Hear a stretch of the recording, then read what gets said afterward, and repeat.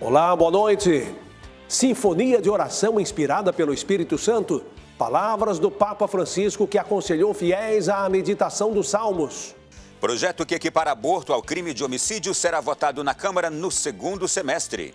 Migrantes e refugiados reconhecidos pelo governo brasileiro veem no país um sinal de esperança para recomeçar. Em Minas Gerais, campanha arrecada agasalhos para pessoas em situação de rua. Tempo seco deixa São Paulo em estado de alerta para focos de incêndio. Na capital paulista, estudantes desenvolvem ferramentas para auxiliar pessoas com daltonismo em navegação pela internet. Em Santa Catarina, famílias abrem as casas para acolher peregrinos do Caminho do Louvor. O Canção Nova Notícias está começando a serviço da vida e da esperança.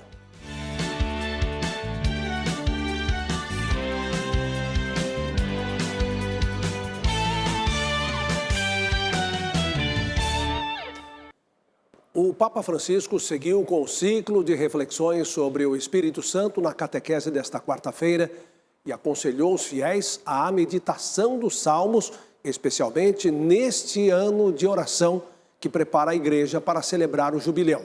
O Santo Padre citou também o Dia Mundial do Refugiado a ser celebrado amanhã. Uma grande sinfonia de preghiera. O Papa definiu os Salmos como uma sinfonia de oração, cujo compositor é o Espírito Santo. Explicou que toda sinfonia é composta de vários movimentos, ou seja, diferentes tipos de oração: louvor, ação de graças, súplica, lamento, narração e reflexão de sabedoria. Destacou as obras que contêm o Novo Testamento e os Salmos juntos e revelou que em sua escrivaninha há uma edição ucraniana que pertenceu a um soldado morto na guerra. Voi pregate com i salmi qualche volta?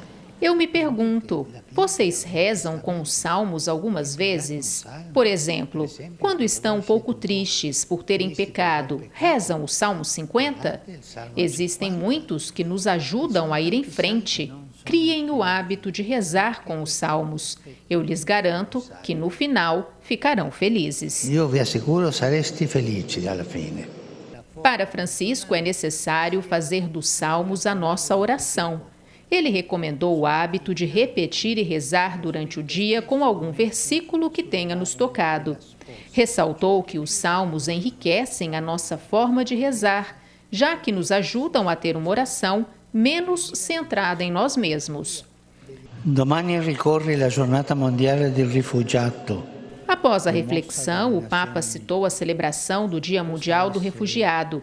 Disse que esta é uma oportunidade de dirigir um olhar atento e fraterno a todos que são obrigados a fugir das suas casas em busca de paz e segurança. E, como costuma fazer em seus pronunciamentos, renovou o apelo de paz. La guerra sempre è una sconfitta dall'inizio. A guerra é sempre uma derrota, desde o início. Rezemos pela martirizada Ucrânia, pela Terra Santa, pelo Sudão, por Mianmar e onde quer que as pessoas sofram com a guerra. Rezemos todos os dias pela paz. Preghiamo tutti i giorni per la pace. O Supremo Tribunal Federal marcou para amanhã o julgamento sobre a descriminação do porte de drogas para consumo pessoal. A análise do caso foi suspensa em março, depois do pedido de vista feito pelo ministro Dias Toffoli. Nós vamos então a Brasília porque a repórter Camila Castro está ao vivo e tem as informações sobre a continuidade da votação. Boa noite, Camila. Boa noite, Reinaldo. Boa noite a todos. Até a interrupção, o julgamento estava com placar de 5 votos a 3 a favor da descriminação do porte de maconha para uso pessoal. Ou seja, a maioria dos ministros, até o momento, quer liberar uma quantidade específica de maconha que diferencie o uso pessoal do tráfico de drogas. Essa quantidade a ser definida após a conclusão do julgamento deve variar entre 25 a 60 gramas. O Supremo analisa a constitucionalidade da lei de drogas, que estabeleceu a diferença entre usuário e também traficante. Quem faz o uso da droga não é preso, mas responde a inquéritos policiais e processos judiciais que visam o cumprimento de penas alternativas. Agora, os ministros da Suprema Corte analisam se o porte de maconha para uso próprio deixa de ser considerado crime. A ação está no Supremo há quase 10 anos. A retomada do julgamento acontecerá amanhã, quinta-feira, no plenário da Corte. Camila Castro para o Canção Nova Notícias. Agora seguimos de Brasília, atualizando as discussões sobre o aborto nos 3 poderes. Na Câmara, o presidente Arthur Lira decidiu deixar o debate sobre o projeto que equipara o aborto acima de 5 meses ao crime de homicídio para o 2º semestre. No governo, o presidente se colocou contra a aprovação do texto da Câmara. Já no Supremo Tribunal Federal, os ministros suspenderam o julgamento sobre a sistolia fetal após um pedido de destaque. Os debates sobre a legislação do aborto no país voltaram aos holofotes após o Conselho Federal de Medicina aprovar uma resolução para impedir a realização da interrupção da gravidez com o uso de cloreto de potássio. Sob o argumento de ferir o direito das mulheres, a regra foi derrubada por decisão liminar do ministro do Supremo, Alexandre de Moraes. A vice-presidente do Conselho Federal de Medicina afirmou que o Conselho é composto por 15 mulheres e que a norma não feriu nenhum direito adquirido. Essa normativa, de forma alguma, ela tentou vilipendiar os direitos dessas mulheres ou não atentou para a delicadeza, a gravidade dos traumas que essas mulheres sofrem. O processo que pode decidir o destino do tema foi para o plenário virtual da Suprema Corte. Os votos estão empatados. O relator Alexandre de Moraes votou contra a norma e o ministro André Mendonça votou a favor. O julgamento foi suspenso após um pedido de destaque do ministro Nunes Marques. Não há previsão de retomada do julgamento. O autor da resolução no Conselho Federal destacou que a decisão do CFM foi ética. Por quê? Porque a gente sopesou 2 valores. O valor da vida de um bebê de 7, 8, 9 meses, com a única vantagem, entre aspas, que dizem que a sistolia fetal tem, que qual é? A mãe não ouviu o choro do bebê. Na Câmara dos Deputados, os debates giram em torno do projeto que eleva a pena para quem comete aborto. Após muita pressão, Arthur Lira optou por deixar o tema para depois do recesso parlamentar. Lira disse ainda que o texto terá amplo debate em um grupo de trabalho com a participação feminina. Com amplo debate, com a percepção clara de que todas as forças políticas, sociais, de interesse no país participarão desse debate. O ministro de Relações Institucionais declarou que o projeto não terá o apoio do governo. O presidente Lula reafirmou as posições dele, daquilo que ele já falou publicamente. Pleito das lideranças religiosas ao presidente Lula, ou no caso a presidenta Dilma, era um compromisso do governo de não mudar a legislação atual sobre o aborto. Eu quero reafirmar, esse compromisso do governo está reafirmado. Nós somos contrários a qualquer ação que venha a mudar a atual legislação sobre interrupção da gravidez. O Catecismo da Igreja Católica esclarece que desde o século I, a Igreja afirmou a maldade moral de todo aborto provocado. Afirma ainda que este ensinamento não mudou, continua invariável, pois o aborto direto quer dizer querido como um fim ou como um meio, é gravemente contrário à lei moral. A Conferência Nacional dos Bispos do Brasil realiza até amanhã, quinta-feira, a reunião periódica do Conselho Permanente da instituição. Os bispos tratam de temas importantes para a Igreja, como preparação das campanhas para a evangelização e da fraternidade, e este ano as enchentes do Rio Grande do Sul também ganharam espaço nas discussões. O Conselho Permanente da Conferência Nacional dos Bispos se reúne 3 vezes por ano.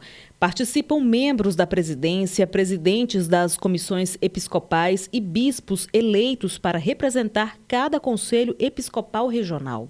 Uma avaliação ampla daquilo que foi positivo e menos positivo na última Assembleia. Outros temas, eu diria, que vão surgindo à medida que a própria reunião vai avançando. Na pauta desta semana, os bispos também discutem as análises de conjuntura social e eclesial, além de encaminhamentos sobre as diretrizes gerais da ação evangelizadora. Para Dom Leomar, é hora de buscar novos meios de trazer mais jovens para a igreja. Jovens e crianças precisam voltar para a igreja.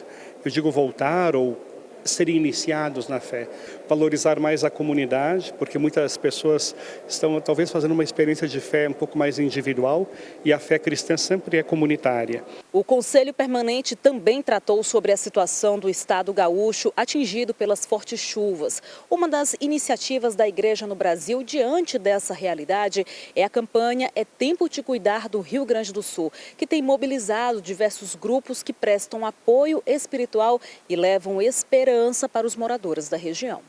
Vale destacar nesse contexto a solidariedade que marca a vida de tantas igrejas do nosso Brasil.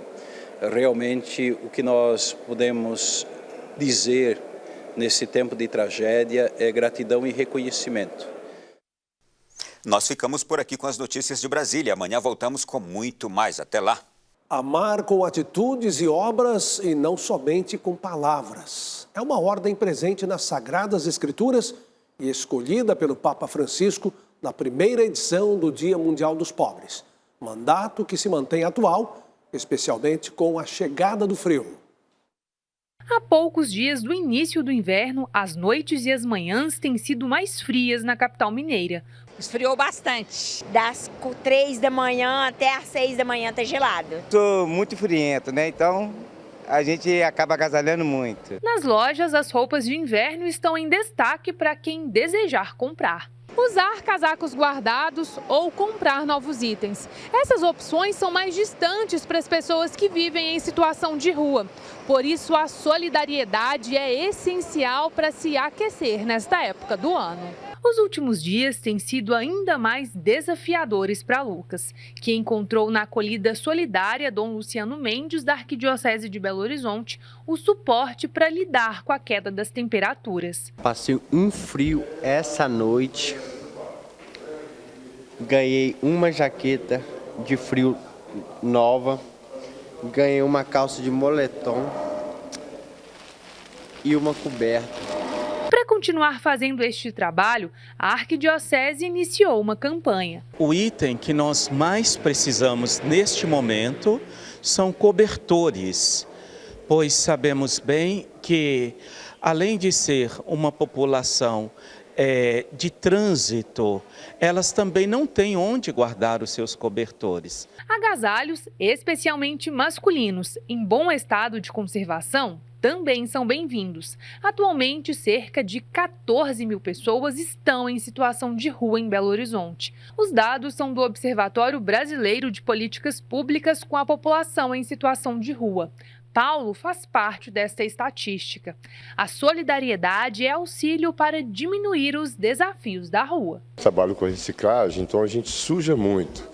E esses auxílios contribuem bastante para o nosso dia a dia. Normalmente, na segunda, quarta e sextas, a gente às vezes já marca na agenda para dar uma passadinha por aqui. Ser uma igreja em saída é ir ao encontro daqueles que mais sofrem na sociedade hoje.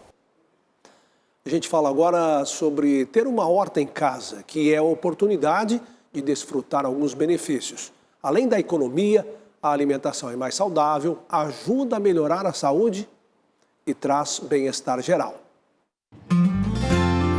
Cebolinhas, salsinha, alecrim, almeirão e uma variedade de chás naturais. Itens cultivados no quintal da casa de Dona Maria José. Diariamente, condimentos deste canteiro vão para a cozinha da aposentada. Faz parte da rotina ela e o esposo Itamar consumirem chás do Cantinho Fértil. Cidreira, hortelã e melissa foram os escolhidos para acompanhar um delicioso pudim de pão. Uma horta doméstica permite o consumo de alimentos com menos agrotóxicos e proporciona uma alimentação mais saudável. Além disso, traz benefícios para a saúde. Quando eu estou tensa, muito nervosa, é aqui que eu me relaxo. Eu venho, tiro as mudinhas, planto, faço outras mudinhas, tiro matinho, fico tirando matinho a gol, jogo, né, a aguinha nelas, para mim é uma benção. Eu faço o meu próprio esterco com as cascas de legumes. Às vezes estou cozinhando, preciso de uma cebolinha, um cheiro verde eu tenho, eu corro aqui e já pego, né, faço meu temperinho, é muito bom. Segundo este tecnólogo em agricultura, quem tem a possibilidade de produzir em casa desfruta de outros benefícios. Ele gera benefício financeiro, né? Ou seja, ele gera economia, ele tem uma melhor qualidade de vida porque ele está em contato com a terra ou com os canteiros ali de hortaliças ou então com pequenos vasos de plantas, né? Ter um espaço como esse traz sensações profundas. Eu sinto uma paz, vocês nem imaginam, é Deus, né? Tudo é Deus. Eu venho para cá, aqui além de eu tirar meus matinhos, eu vou orando, vou rezando, vou pedindo e faço mudinha de uma coisa. Eu sinto uma paz. Há estudos que comprovam que as pessoas são mais felizes, né? Elas são mais tranquilas, mais calmas, têm uma vida mais serena.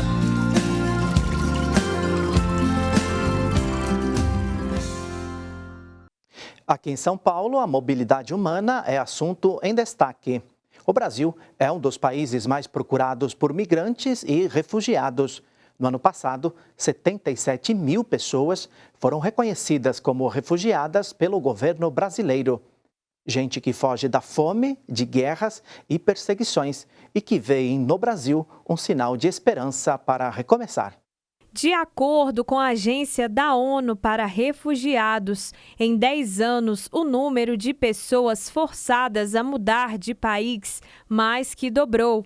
No ano passado, ao menos 25 milhões de pessoas deixaram suas casas por guerras e conflitos. A principal motivação é socioeconômica.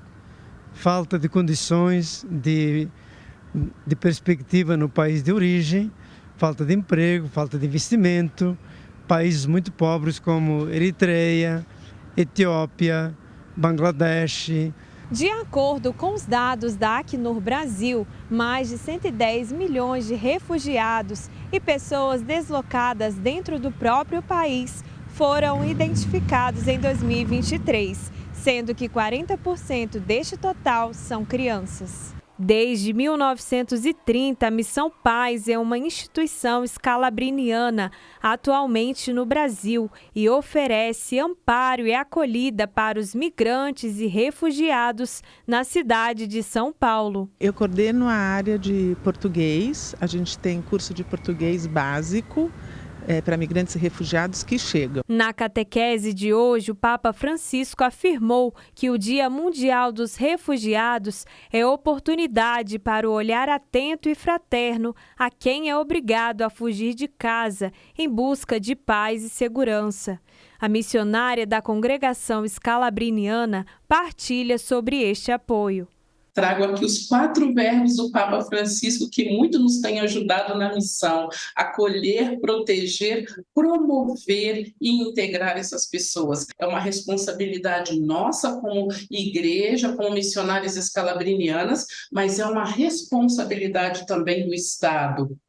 Estudantes de uma escola técnica aqui de São Paulo desenvolveram uma ferramenta para auxiliar na navegação pela internet de pessoas com daltonismo, um distúrbio que dificulta a identificação das cores. A proposta deu tão certo que os jovens querem expandir o projeto para diferentes plataformas. Dificuldade para identificar algumas cores como vermelho ou verde, características das pessoas com daltonismo. Pensando na inclusão, os alunos desta escola técnica em Santana de Parnaíba, na região metropolitana de São Paulo, desenvolveram uma ferramenta para a internet. De fato, a gente via que daltonismo não era algo muito relevante ou que já tivesse um destaque no mercado, uma ferramenta que fizesse algo desse tipo. Então, por isso, esse foi o nosso foco. A ideia inicial era que a ferramenta fosse implementada apenas no site dessa unidade da ETEC, mas não parou por aí. O recurso foi executado nas plataformas vinculadas ao Centro Paula Souza.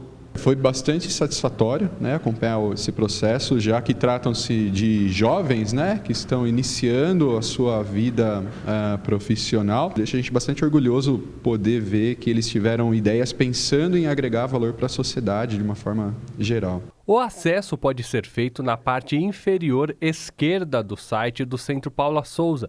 Basta ao usuário escolher o filtro que mais se adapta. São 8 opções. É necessário que uma ferramenta que busca tornar um site acessível seja acessível também para as pessoas que têm um celular inferior, um computador inferior.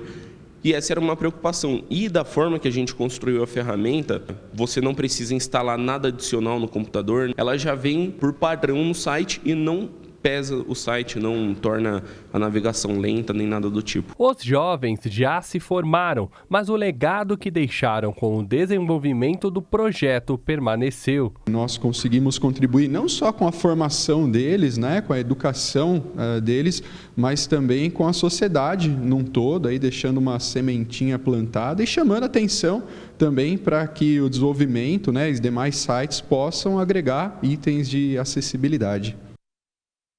Por causa do tempo seco, o estado de São Paulo entrou em alerta para focos de incêndio. O risco elevado atinge cidades do interior paulista. Céu azul, lá se vão dias e dias sem nenhuma gota d'água em São Paulo. Dados do Centro de Gerenciamento de Emergências Climáticas da Prefeitura da capital indicam que até o momento a cidade recebeu menos de 0,5 milímetro dos 50 esperados para o mês. Hoje a umidade do ar ficou perto dos 30%, índice bem abaixo do recomendado pela Organização Mundial da Saúde. Alerta para o bem-estar das pessoas e risco elevado para focos de incêndio. A Defesa Civil do Estado monitora as queimadas neste período. As áreas em roxo no mapa indicam emergência. Já a parte em vermelho está em alerta. A situação é mais crítica nas regiões central e oeste do estado. Quando nós observamos o centro-oeste do estado, região de Prudente, região de Piracicaba, São Carlos, ali o nível máximo, situação de emergência para riscos de queimadas. Na região central do estado, já focos de incêndio, e aí coloca realmente todos nós com atenção redobrada para essas queimadas. Segundo o levantamento da Secretaria do Meio Ambiente, 90% dos 158 incêndios registrados no ano passado foram motivados pela ação humana. Atitudes como queimar lixo, soltar balões ou fazer fogueiras nessa época junina podem aumentar o risco de incêndios. A estiagem, segundo a Defesa Civil, deve perdurar pelo menos até outubro. Não queimar lixo. De jeito nenhum, queimar sofá velho, colchão velho. O pessoal limpa o terreno de casa, taca fogo nas folhas, não faça isso. Não jogue bituca de cigarro na beira da rodovia. Para o produtor rural, cuidado, não ateie fogo no terreno, isso é um risco muito grande. E aí, se deparar com alguém soltando o balão, tem que ligar para denunciar, isso é crime.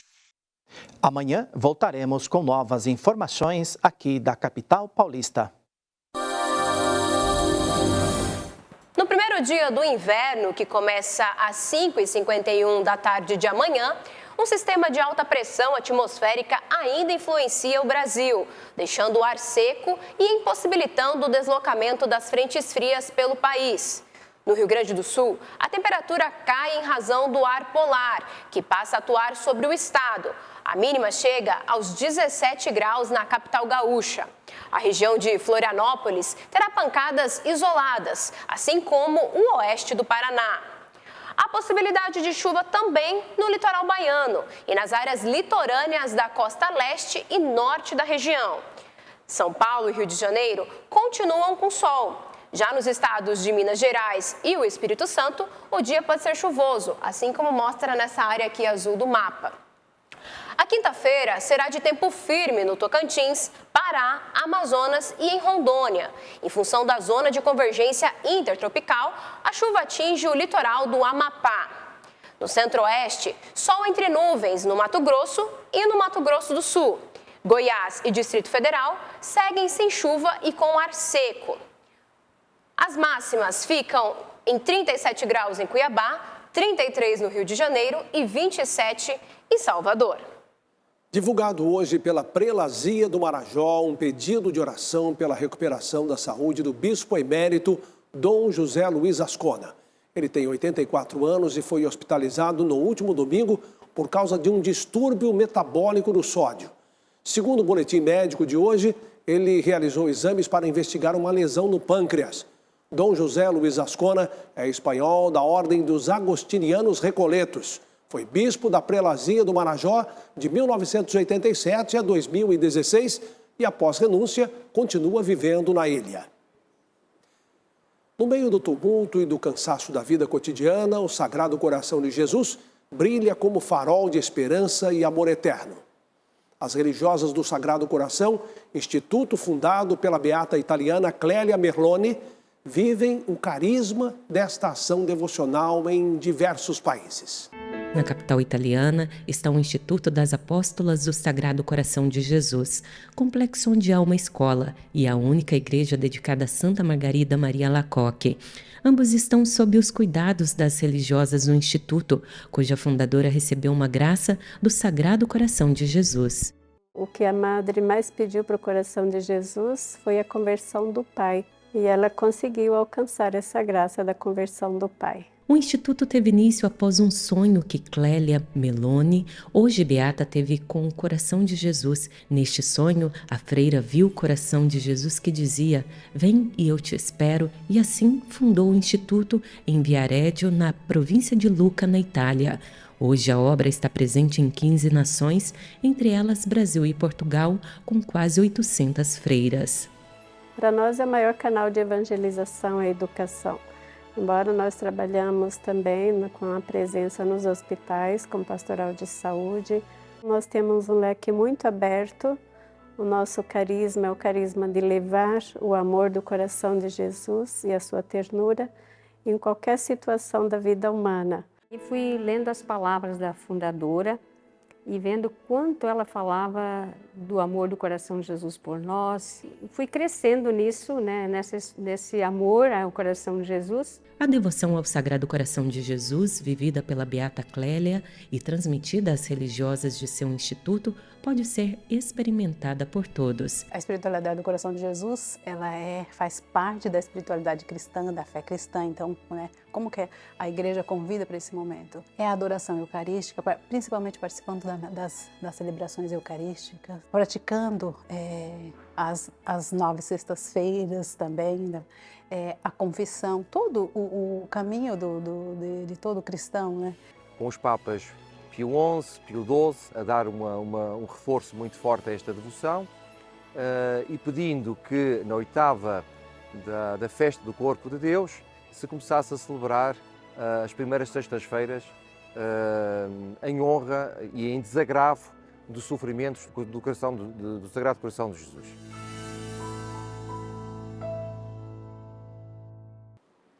O Sagrado Coração de Jesus, adornado com chamas e cercado por uma coroa de espinhos, que representa o infinito amor de Cristo pela humanidade, um amor que transcende tempo e espaço.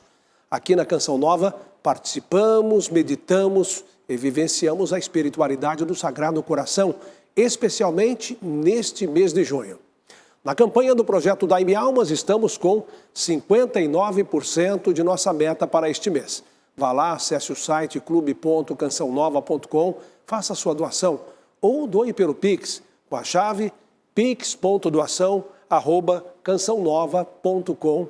Obrigado por seu comprometimento.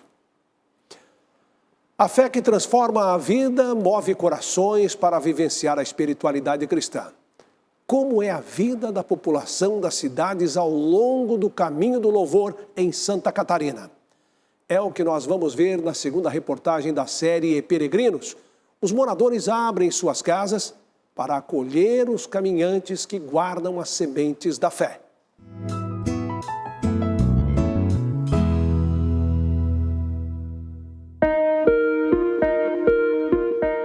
A missão de peregrinar é árdua, mas repleta de recompensas. Quando o cansaço físico aparece, é com amor e cuidado que o corpo se regenera. Realmente foi muito abençoado, né, com essas pessoas que abriram as suas casas, porque elas entenderam essa missão missão que é o acolhimento, né, essa dádiva, esse serviço, né, estar em serviço. E eu tenho certeza que os peregrinos que aqui passam sentem isso, esse serviço através, né, desse carisma do acolhimento, a cada parada que ele faz ao longo da jornada. No tacho de fogão a lenha, ingredientes que compõem a culinária da região e um tempero especial, o carinho. Diante das boas histórias do seu Pedro, o tempo parece que não passa. Dentro do caminho, essa parte de espiritualidade, ela é fundamental. Porque a pessoa, quando vem, ela vai desligar-se de si, de muitas coisas e vai procurar coisas novas. E então a gente procura realmente transmitir isso que nós vivemos, essa questão de evangelização, de fé. Também é dele as bênçãos para mais um dia. Agora imagina caminhar e, em meio a tantas belezas naturais, se deparar com uma pequena mulher que surpreende a todos com a sua voz. Seja Deus a luz para te guiar. Bem-vindos à acolhida Bom Sossego. Aquele momento da Dona Úrsula foi assim extremamente emocionante. Daí eu vi naquele momento que eu realmente estava precisando dessa cura. E aquele abraço acolhedor, curativo dela, foi um processo muito bom para mim. O grupo de peregrinos está chegando aqui na Casa de Acolhida das Marias. Eu estou aqui com meu amigo, companheiro de caminhada.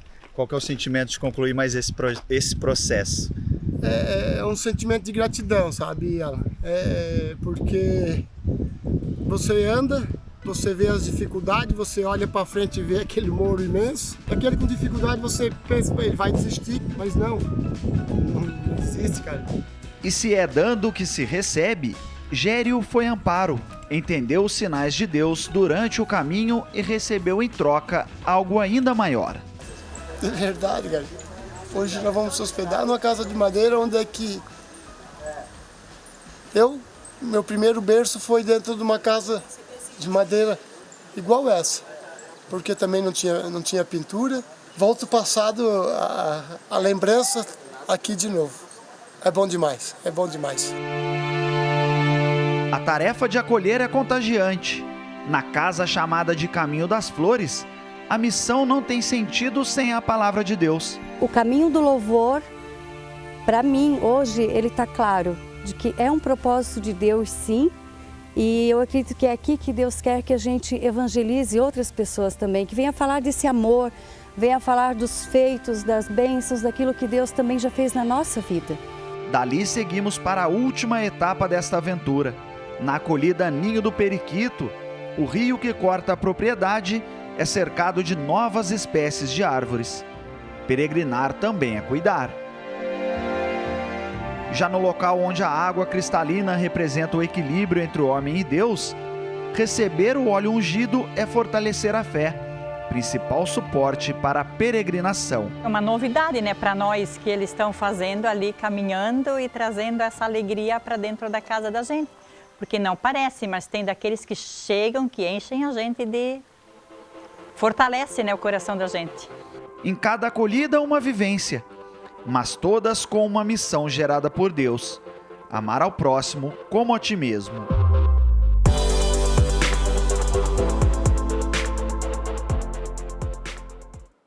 Amanhã, histórias e motivos que levam os peregrinos ao caminho do louvor e a importância do percurso para as cidades ao longo da estrada.